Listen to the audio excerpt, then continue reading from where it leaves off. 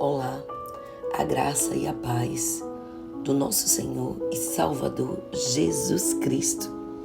Eu me chamo Anne e sou do Rio Grande do Norte e quero junto com você compartilhar da poderosa Palavra de Deus em nome de Jesus. Abra o seu coração. Hoje estamos chegando ao 21º dia do tema do livro Uma Vida com Propósito. 40 dias de palavra e oração. E hoje o tema é protegendo sua igreja. A palavra está em Efésios capítulo 4, verso 3, Colossenses capítulo 3, verso 14. Eu quero antemão agradecer a todos vocês que estão mandando mensagens para mim, perguntando sobre a palavra. Fui acometida de uma rouquidão, fruto de uma reação alérgica que tem durado mais de uma semana, acreditem. Mas estou bem. Muito obrigada pelas vossas orações, aos brasileiros e aos amigos que também estão fora do Brasil. Minha gratidão a Deus e a vocês por propagarem esse áudio. Que Deus abençoe. A palavra diz: vocês foram unidos na paz por meio do Espírito. Portanto, façam todo o esforço para continuar dessa maneira. Acima de tudo, deixem que o amor dirija a vida de vocês, porque assim toda a igreja permanecerá unida em perfeita harmonia. É a sua função proteger a unidade da sua igreja. A unidade da igreja é tão importante que o Novo Testamento dá mais importância a isso do que ao céu ou ao inferno. Deus deseja profundamente que experimentemos unidade e harmonia uns com os outros. A unidade é a alma da comunhão. Destrua e estará rasgando o coração do corpo de Cristo. É a essência, o âmago de como Deus pretende que experimentemos a vida conjunta na igreja. Nosso modelo supremo de unidade é a própria Trindade, o Pai, Filho e o Espírito Santo. Eles são totalmente unidos em um. O próprio Deus é o maior de todos, o exemplo de amor sacrificial, altruísmo e harmonia perfeita. Assim como qualquer pai, o nosso Pai Celestial tem prazer em ver os filhos em harmonia uns com os outros. Em seus últimos momentos, antes de ser preso, Jesus orou apaixonadamente pela nossa unidade. Era a nossa união que estava em primeiro lugar em sua mente naquelas horas agonizantes. Isso mostra a importância do assunto. Nada na terra é mais valioso para Deus do que a sua igreja. Ele pagou o mais alto preço por ela e quer protegê-la, especialmente protegê-la de danos devastadores causados pelas divisões, conflitos e discordâncias. Se você é parte da família de Deus, é a sua responsabilidade preservar a unidade no local em que você congrega. Você foi encarregado por Jesus de fazer todo o possível para preservar a unidade, proteger a comunhão e promover a harmonia na sua igreja e entre todos os crentes. A Bíblia diz: façam todo o esforço para conservar a unidade do Espírito pelo vínculo da paz. Como podemos fazer isso? A Bíblia nos dá orientações práticas.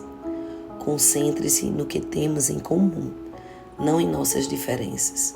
Paulo nos diz: portanto, concentremos-nos nas coisas que contribuem para a harmonia e no crescimento de nossa comunhão conjunta.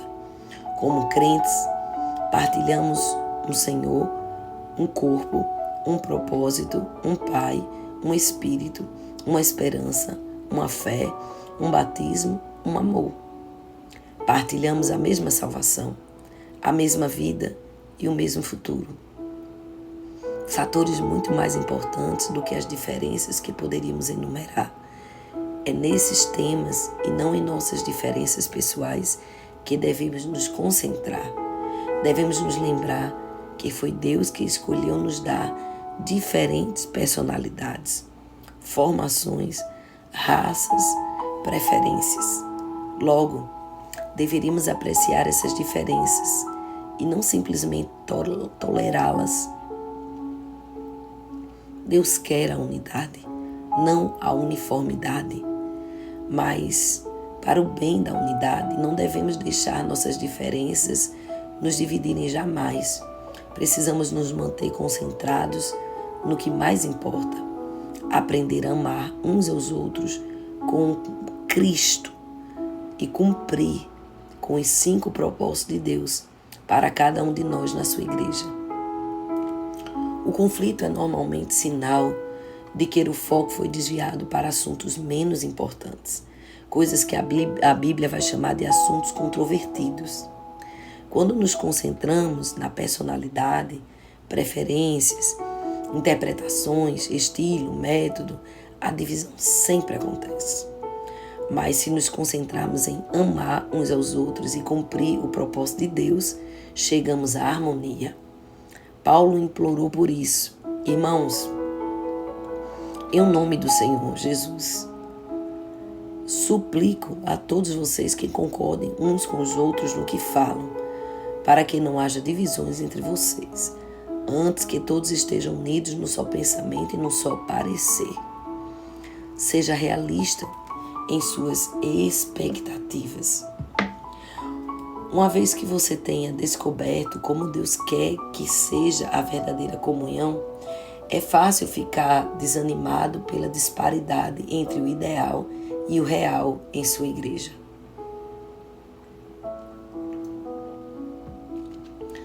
Você deve amar apaixonadamente a igreja, a despeito de suas imperfeições. Ansiar pelo ideal enquanto critica o real é sinal de imaturidade. Em contrapartida, conformar-se com o real sem lutar pelo ideal é passividade. Maturidade é conviver com essa tensão, real e ideal. Outros crentes irão decepcioná-los, desiludi-los, mas isso não é desculpa para você deixar de congregar com eles. Eles são a sua família, mesmo quando não agem do seu jeito. Se você não pode simplesmente abandoná-los, aprenda a conviver. Deus disse: sejam pacientes uns com os outros, fazendo concessões à falta dos outros por causa do amor que há em vocês. As pessoas ficam desiludidas com a sua igreja por muitas razões compreensíveis. A lista poderia ser bastante longa. Conflitos, mágoas, hipocrisia, negligência, mesquinharias, legalismo e outros pecados. Em vez de ficarmos abalados e surpresos, devemos lembrar que a igreja é feita de pecadores de verdade, inclusive nós mesmos. Por sermos pecadores, magoamos uns aos outros e às vezes intencionalmente e às vezes sem querer. Mas em vez de deixarmos a igreja, precisamos ficar e solucionar o que for de alguma forma possível. A reconciliação, não a invasão, é a estrada para um caráter mais forte e para uma comunhão mais profunda. Divorciar-se da igreja é o primeiro sinal de decepção ou desilusão que indica imaturidade. Deus tem coisas que quer ensinar a você e aos outros também. Além do mais, não há nenhuma igreja perfeita para onde escapar. Toda igreja tem seu próprio conjunto de fraquezas e problemas e logo você ficará provavelmente desapontado. Groucho Marx era famoso por dizer que não gostava de pertencer a um clube que o aceitasse como sócio.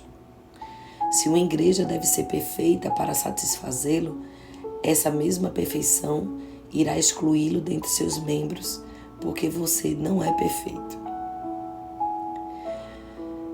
Dietrich, ministro alemão que foi martirizado por resistir aos nazistas, escreveu o clássico livro sobre comunhão, A Vida em Conjunto, fecha aspas.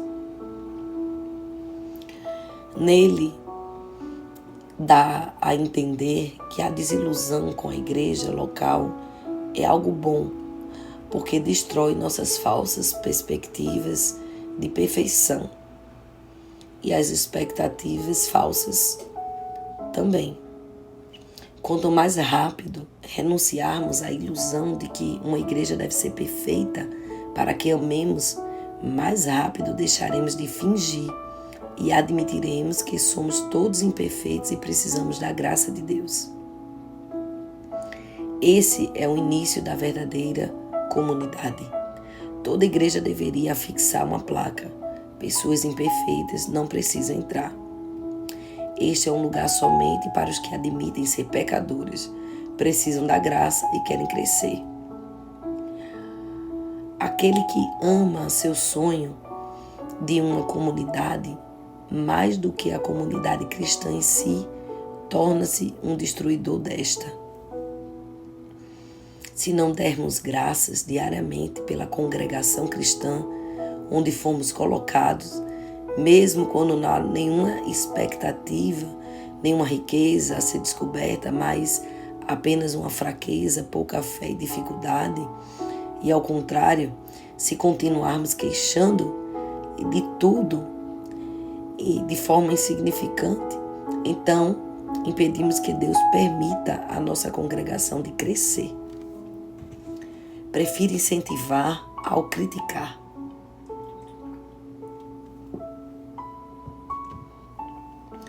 É sempre mais fácil ficar de lado e atirar pedras naqueles que estão servindo do que se envolver e contribuir. Deus nos adverte repetidamente que não critiquemos, comparemos ou julguemos uns aos outros. Quando você critica o outro crente, está fazendo na fé e com sincera convicção, mas você está interferindo nos assuntos de Deus. Que direito você tem de criticar o servo de alguém? Somente Deus pode decidir se ele está fazendo o que é certo. Paulo acrescenta que não devemos julgar ou desprezar crentes com convicções distintas às nossas. Por que então você critica as ações do seu irmão? Por que tenta fazer com que ele pareça pequeno? Todos seremos julgados um dia, não com base nos padrões uns dos outros, nem mesmo por nossos próprios padrões, mas pelo julgamento de Deus. Sempre que eu julgo outro crente, 4 coisas acontecem instantaneamente. Perco minha comunhão com Deus, exponho meu próprio orgulho e insegurança, coloco-me em uma situação pela qual serei julgado por Deus e prejudico a comunhão da igreja. Um espírito crítico é um vício dispendioso. A Bíblia chama Satanás de acusador dos nossos irmãos. Culpar e criticar os membros da família de Deus, queixando-se deles, é um trabalho do diabo. No momento em que fazemos o mesmo, estamos sendo ludibriadores para fazer o trabalho de Satanás. Lembre-se que outros cristãos, não importa quanto você discorde deles, não são os seus verdadeiros inimigos. Todo o tempo que desperdiçarmos comparando ou criticando outros crentes é o tempo que deveríamos ter usado na edificação da unidade da congregação. A Bíblia diz: estejamos unidos no emprego de toda a nossa energia para nos harmonizarmos uns com os outros, ajudando os outros com palavras encorajadoras, não nos colocando para baixo por lhes apontar as falhas. Apontar as falhas é o que a maioria das pessoas fazem, né, irmãos? Nós somos tendenciosos a fazermos isso.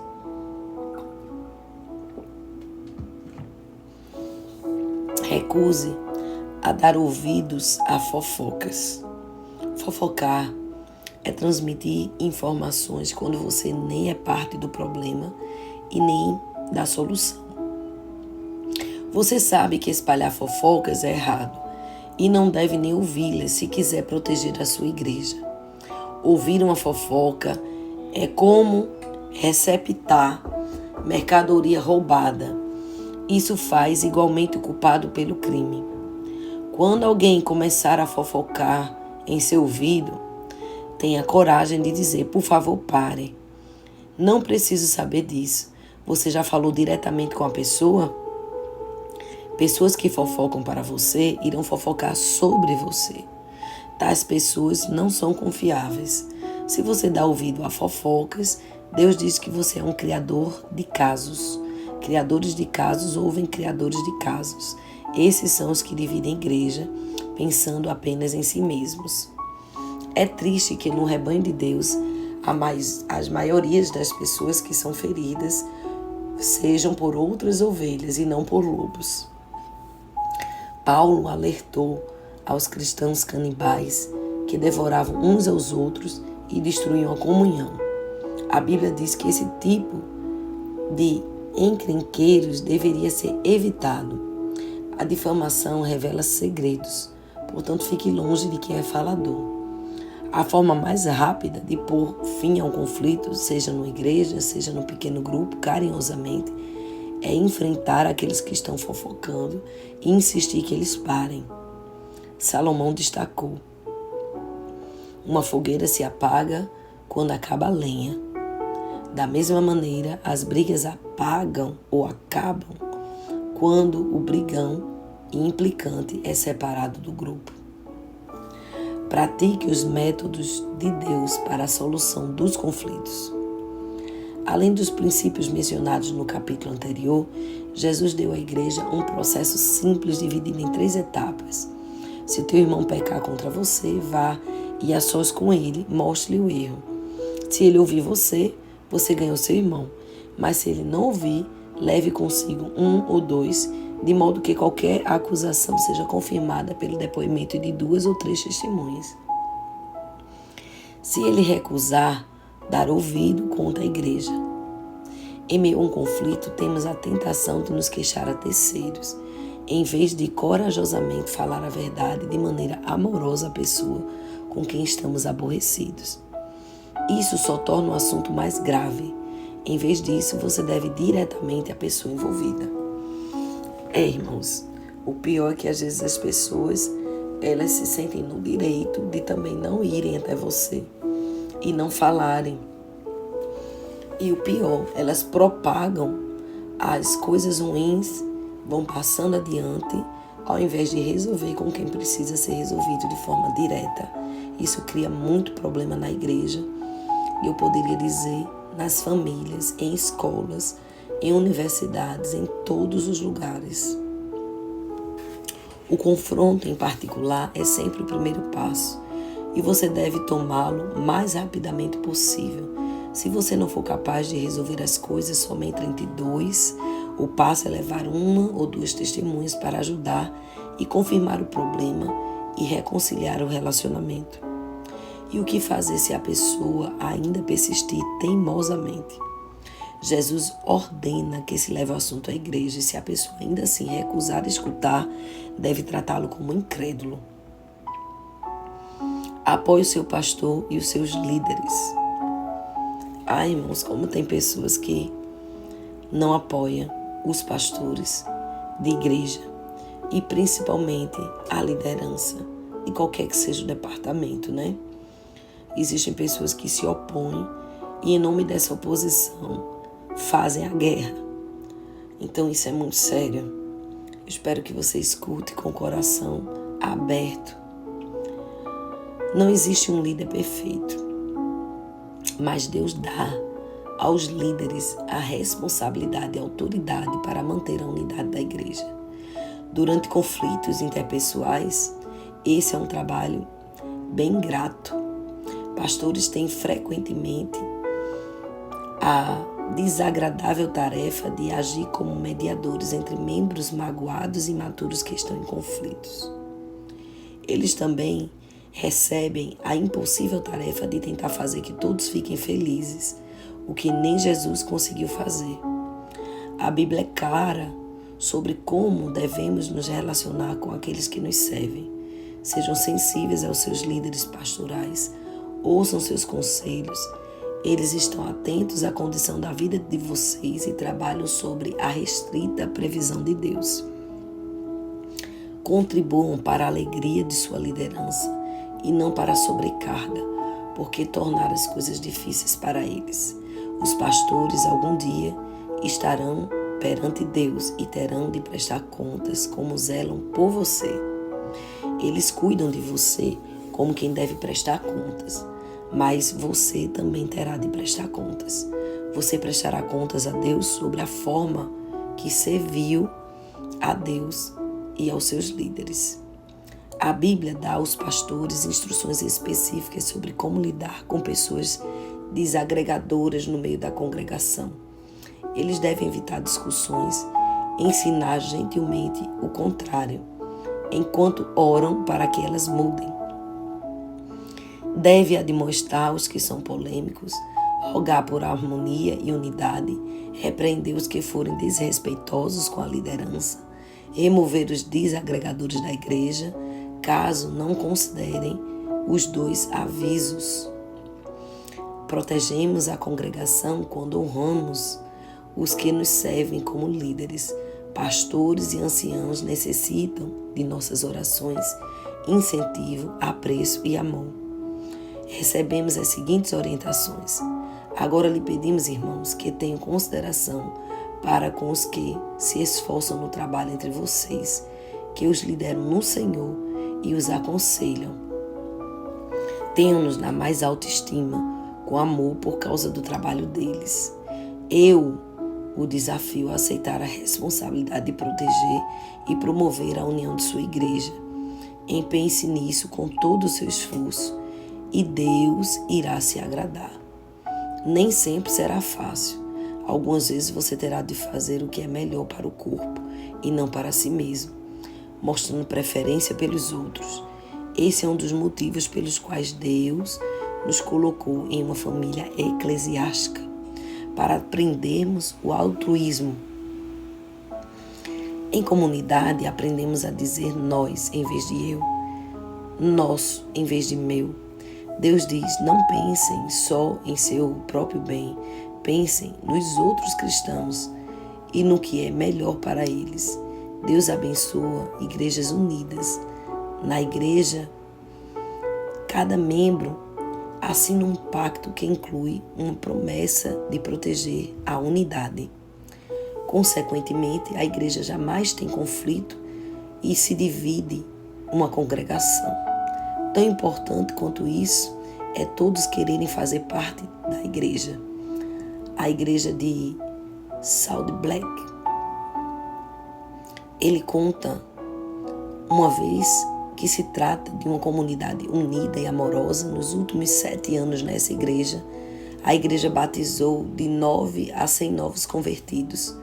Quando Deus tem um punhado de novos cristãos que quer libertar, Ele busca como incubadora a igreja mais carinhosa que puder encontrar. O que você fará?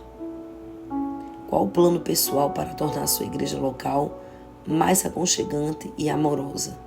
Existem muitas pessoas em sua comunidade que estão procurando amor em um lugar ao qual pertence. Se você for um canal desse amor, essas pessoas necessitam pertencer a um desses locais para elas se sentirem família de Deus. A verdade é que todo mundo quer ser amado. E quando as pessoas acham uma igreja onde os membros verdadeiramente amam e se importam uns com os outros, elas vão dar um jeito de entrar, ainda que as portas estejam trancadas. Hoje é o 21º dia, pensando sobre o meu propósito, um tema para reflexão. Tenho a responsabilidade de proteger a unidade da minha igreja. O versículo para memorizar, Romanos 14, 19. Portanto, concentremos-nos nas coisas que contribuem para a harmonia e no crescimento de nossa comunhão conjunta. Uma pergunta para meditar. O que estou fazendo pessoalmente para proteger a unidade da minha família eclesiástica nesse exato momento? Que pensamos, refletimos, venhamos a refletir reflitamos, mas que também venhamos a praticar. Não basta apenas ouvir a palavra, é necessário pôr em prática. Naquilo que você tem falhado, peça perdão a Deus, porque Ele é fiel e justo para lhe purificar de toda injustiça. Mas também Ele é aquele que diz, vá e não peque mais. Que Deus tenha misericórdia e que possa aplicar na sua vida todo gesto de bondade para te erguer e te levantar para ser um propagador de paz e de bênção. Pai, em nome de Jesus, essa palavra que hoje tão fortemente falou da unidade da tua igreja e como na unidade tu ordenas, Senhor, a bênção. Como o Senhor quer, almeja proteger a sua igreja por meio do vínculo da paz. E proteger a igreja é uma função nossa. Que nesse momento, Pai, a nossa alma esteja em comunhão contigo, em comunhão com o nosso próximo. Ó Deus, que a gente venha a aprender a amar o irmão, independente das diferenças de pensamentos, independente das nossas perspectivas irrealistas sobre o ser perfeito. Ó Deus, que o Senhor venha curar os corações que estão feridos, machucados com liderança, com figura de autoridade, e que essas pessoas venham ser incentivadas através do toque da tua palavra e do teu Espírito, Senhor, a voltarem a congregar em harmonia e em comunhão para a igreja da qual, Senhor, elas foram retiradas por crítica e julgamento, por qualquer que tenha sido a ferida, e que elas venham também a incentivar ao invés de criticar. A responsabilidade da vida espiritual é nossa. Portanto, Senhor, que o Senhor remova agora o acusador do nosso meio, que é Satanás. Que o Senhor venha repreender toda a língua fraudulenta, toda a boca mentirosa e todos os ouvidos que se emprestam a fofocas, mentiras ou engano. Pai, que o Senhor também repreenda a língua que difama com pressa, tanto aquele que errou, quanto, Senhor, aquele que está cometendo erro, porque um erro não justifica o outro. Todos pecam quando fazem algo que te desagrada, independente de quem é o ofensor ou de quem foi ofendido. Que o Senhor não permita que a cegueira entre nos olhos apenas de um ou de dois, mas que o Senhor não permita que a cegueira entre nos olhos de todos, mas que o Senhor abra os olhos do entendimento. Ó Deus, que nós venhamos praticar soluções para conflitos, métodos, Senhor, que no nome de Jesus sejam aplausíveis ao teu Espírito. Amar o pecador, corrigi-lo em amor. Deus, em teu nome, levanta líderes, pastores, ó Deus, pessoas que dentro do ministério possam ser apaziguadores, apacentadores, que possam dar instruções específicas e remover essas carnalidades do meio do teu povo, Senhor, que é impossível mudar as pessoas, mas elas decidem mudar, Senhor, quando elas percebem a desarmonia, quando elas percebem o dano, o desrespeito que muitas vezes elas próprias causam à liderança da tua igreja, Pai. Ó Deus, que nós venhamos a honrar a Ti, honrar os nossos líderes, aqueles que se doam, Pai, em nosso benefício. Ó Deus, que o Senhor venha em teu nome aguardar cada igreja nesse momento, a cada família de pastor, a cada família dos líderes, Senhor, de obreiros na tua casa, homens e mulheres de Deus que dão a sua vida por nós, mas que o Senhor também venha guardar os corações feridos nessa noite e venha curar, Senhor, venha guardar a tua palavra nesse coração, que a tua palavra encontre a guarita nesse coração. E que no nome de Jesus, o teu Filho, toda raiz de amargura possa ser arrancada e que dê lugar, que dê lugar a tua palavra agora para algo novo, que essa página mude, que numinerância, que essa mente mude, dobre, niviar, sobrecai, e que esta pessoa venha a andar em espírito, para a glória, honra e louvor do teu nome. Assim oro e já te agradeço. Amém e amém.